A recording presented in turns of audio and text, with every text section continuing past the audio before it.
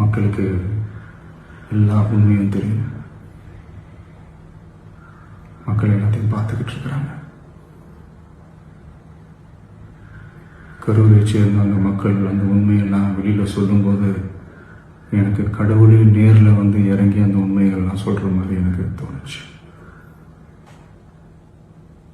சீக்கிரமே எல்லா உண்மைகளும் வெளியில் வரும்.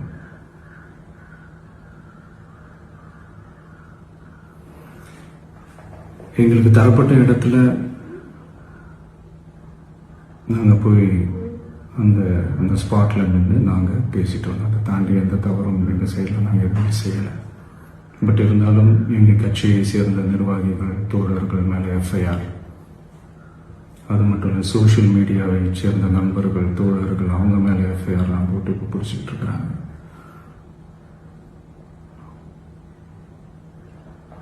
சிஎம் சார், உங்களுக்கு ஏதாவது இந்த பழி வாங்கணும் அப்படின்ற எண்ணம் ஏதாவது இருந்துச்சுன்னா என்ன வேணாலும் பண்ணுங்க. அவங்க மேலே கை வைக்காதீங்க. நான் ஒன்று வீட்டில் இருப்பேன், இல்லை நான் ஆஃபீஸில் இருப்பேன். என்ன வேணாலும் செய்யுங்க. நண்பர்களே, தோழர்களே, நம்மளோட அரசியல் பயணம் இன்னும் ஸ்ட்ராங்காக, இன்னும் தைரியத்தோட கண்டினியூ ஆகும்.